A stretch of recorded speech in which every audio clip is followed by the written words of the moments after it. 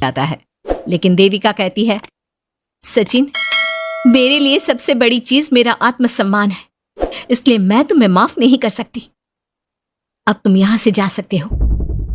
देविका, एक बार मुझे मेरे बच्चे से तो मिलने दो। मैंने अभी तक उसे देखा भी नहीं है। कौन सा बच्चा सचिन? वही बच्चा जिसे तुमने और तुम्हारे बाप ने अपने घर के अंदर तक नहीं घुसने दिया। आज अचानक बच्चे की याद कैसे आ गई? देखो सचिन, चले जाओ यहां से। मेरे बच्चे के सामने और मेरे सामने फिर कभी मत आना। सचिन जब घर जाता है तो घर के सभी आदमी उसे डांटने लगते हैं। इतनी रात को कहाँ गया था सचिन? देविका से माफी मांगने। तुझे शर्म नहीं आई अपनी बीवी से माफी मांगते हुए? घर की इज्जत का कुछ ख्याल है कि नहीं? लेकिन चाचा जी, आखिर अपनी ही पत्नी से माफी मांगने में कैसी शर्म? लो जी लो, नवाबजादे पूछ रहे हैं कि कैसी शर्म। अरे मुझे अभी तक यह समझ में नहीं आता कि देविका तेरी पत्नी है या तू देविका की पत्नी है। जीजा जी, पति पत्नी एक समान होते हैं और माफी मांगने से कोई छोटा बड़ा नहीं होता। काश मैंने पहले अपनी पत्नी का साथ दिया होता। आज मैं आखिरी बार आपको समझा रहा हूं कि आप सब भी अपनी पत्नियों से माफी मांग लो। देविका ने तो मुझे माफ नहीं किया, शायद माँ, चाची, भाभी और दीदी ही आप सबको माफ कर दे। सचिन सभी को समझाने की बहुत कोशिश करता है, लेकिन कोई भी उसकी बात नहीं सुनता। वहीं दूसरी ओर सुजाता के हाथ का बना खाना सारे गांव में फेमस हो गया था, तो उसने एक बहुत अच्छा सा होटल खोल दिया।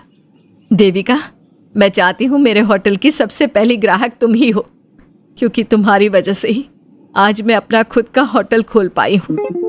क्यों नहीं भाभी? लेकिन भाभी, आपको अब अपने होटल में ना सिर्फ इंडियन खाना बनाना है, बल्कि इटालियन, चाइनीज और फ्रेंच खाना भी बनाना होगा। सुजाता सभी औरतों को अपने होटल का खाना खिलाती है। खाना खाने के बाद कम्मो कहती है, अरे बहू, इतना अच्छा खाना तो मैं भी नहीं बना सकती। तू तो वो हो गई, क्या कहते हैं उसे? मास्टर शेफ चाची जी। हाँ, मास्टर शेफ। बहू, अब तेरा होटल चलेगा नहीं बल्कि दौड़ेगा। हाँ बहू, तूने सच में खाना बहुत स्वादिष्ट बनाया है। अब वीना बेटी, तुझे क्या करना है? अपना बुटीक कब खोलेगी? माँ, कल ही कर देती हूँ। दुकान और सिलाई मशीनों का सारा काम हो गया है और वर्कर भी आ जाएंगे। तो ठीक है, फिर अच्छे काम के लिए देर नहीं करनी चाहिए। देविका, मैं चाहती हूँ कि मेरी दुकान का इनॉग्रेशन तुम करो। आखिर तुम्हारी वजह से तो मेरा बुटीक खुल रहा है। अगले दिन वीना भी अपना बुटीक खोल लेती है। उसका बुटीक भी चलने लगता है। माँ, आजकल ना कस्टमर ज़्यादा हो गए हैं। बुटीक में जो वर्कर है वो वर्कर कम पड़ रहे हैं। मुझे और वर्कर की ज़रूरत है। बेटी, गांव में तो तुझे कोई मिलने से रहा। अच्छे वर्कर तो शहर से ही मिलेंगे। हमें भी कुछ लोगों की ज़रूरत है जो हमारे बर्तन शहर ले जाकर बेच सके। देविका बहू, अब तू ही कुछ कर। ठीक है माँ जी, मैं अपने पापा से बात करती हूँ। वो अखबार में इश्तिहार दे देंगे तो कई वर्कर आ जाएंगे। कम्मो और विमला के बनाए बर्तन भी दूर दूर तक बिकने लगे। सभी औरतें देखते ही देखते बहुत फेमस हो गई। अब देविका ने गांव में अपना स्कूल भी खोल लिया। सभी गांव की लड़कियां स्कूल जाने लगी।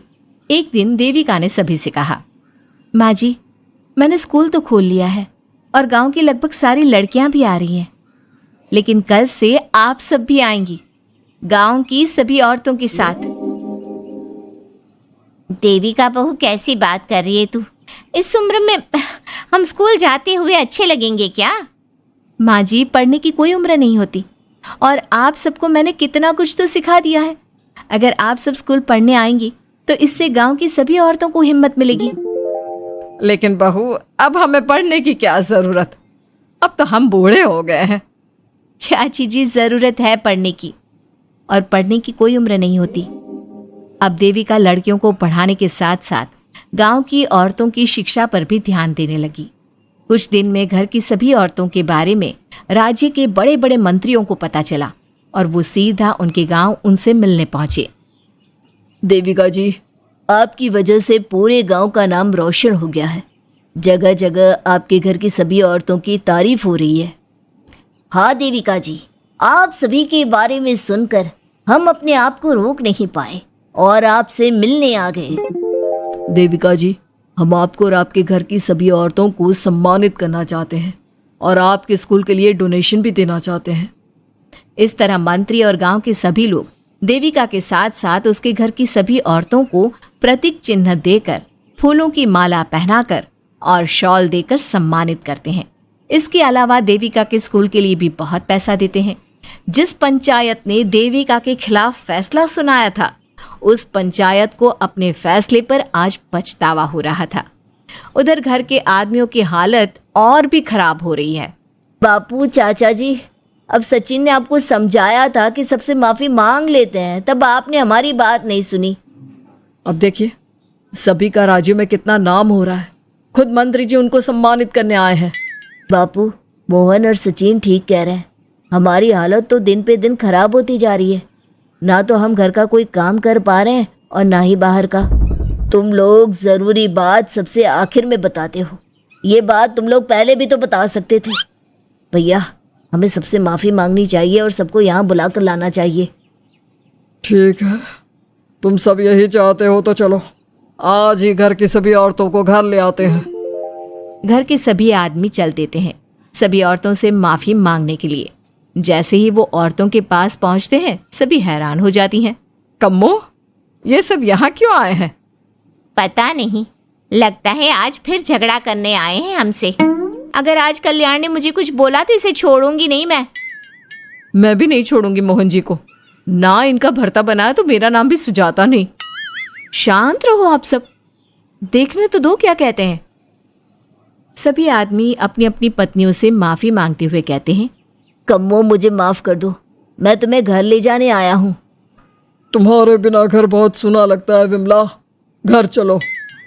सुजाता, मैंने जो भी तुम्हारे साथ किया उसके लिए मैं बहुत शर्मिंदा हूँ। मुझे तुम्हारी और तुम्हारे हाथ के बने खाने की बहुत याद आती है। तुम मेरे साथ घर चलोगी ना? वीना, वो घर मेरा नहीं तुम्हारा है और मैं नहीं चाहता कि तुम मेरी वजह से अपना घर छोड़ दो। इसलिए अपने घर चलो और हम सबको माफ कर दो। अपने पतियों के इस तरह माफी मांगने से सभी औरतें अपने पतियों को माफ करके उनके साथ जाने को तैयार हो जाती हैं। लेकिन देविका घर आने से मना कर देती है। सभी औरतें उसे समझाती है। देविका बहू, अब घर जाने में क्या दिक्कत है? मांग तो ली सबने माफी। देख तो सचिन भी कितना शर्मिंदा है। हाँ बहू, हमारी लड़ाई तो यही थी कि ये हमसे माफी मांगकर इज्जत के साथ घर ले जाए। अब घर चलने से तेरी शादी बच सकती है। चाची जी, मैं पहले भी बता चुकी हूँ, अब दोबारा से फिर कह रही हूँ, मेरे लिए शादी से बड़ा है आत्मसम्मान। आप लोगों की शादी आपकी मर्जी से नहीं हुई है, लेकिन मेरी शादी मेरी मर्जी से हुई है।